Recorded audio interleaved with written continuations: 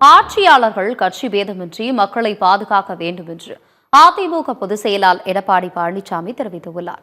மக்களை காப்போம், தமிழகத்தை மீட்போம் பிரச்சார பயணம் மேற்கொண்டு வரும் எடப்பாடி பழனிசாமி தருமபுரி மாவட்டம் பாலக்கோட்டில் பரப்புரை மேற்கொண்டார். கரூர் சம்பவம் குறித்து பேசிய அவர், தேர்தலுக்காக திமுக அரசு நாடகம் ஆடுவதாகும்.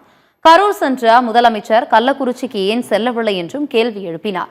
ஆட்சியாளர்கள் கட்சி பேதமின்றி மக்களை பாதுகாக்க வேண்டும் என்று வலியுறுத்தினார். திமுகவை வீழ்த்தவே பாஜகவுடன் அதிமுக கூட்டணி வைத்து உள்ளது என்று எடப்பாடி பழனிசாமி தெரிவித்தார். திருவண்ணாமலையில் பாலியல் வன்கொடுமை சம்பவத்தில் ஈடுபட்ட காவலர்களை திமுக அரசு பாதுகாக்கிறது என்றும், திமுகவினர் போதைப் பொருட்களை விற்பனை செய்வதால் காவல்துறையினரால் நடவடிக்கை எடுக்க முடியவில்லை எனவும் குற்றம் சாட்டினார். கச்சத்தீவு குறித்து பேச திமுகவுக்கு தகுதி இல்லை. முதலமைச்சர் மு.க.ஸ்டாலினின் நாடகம் மக்களிடம் எடுபடாது என்றும் எடப்பாடி பழனிசாமி பேசினார். மக்கள் மறக்கவில்லை. ஏன் அப்பொழுது மீனவர்களுக்கு படுகின்ற கஷ்டம் உங்களுக்கு தெரியவில்லையா?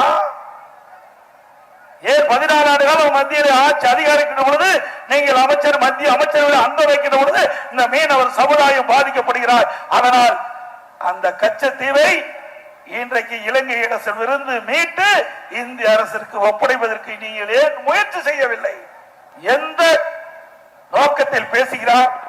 அடுத்த ஆண்டு தேர்தல் வர இருக்கின்றது. அங்க இருக்கின்ற மீனவ மக்களுடைய வாக்கு அவருக்கு தேவைப்படுது. அதனால் இன்றைக்கு ஒரு நாடகத்தை அரங்கேற்றுகிறார்.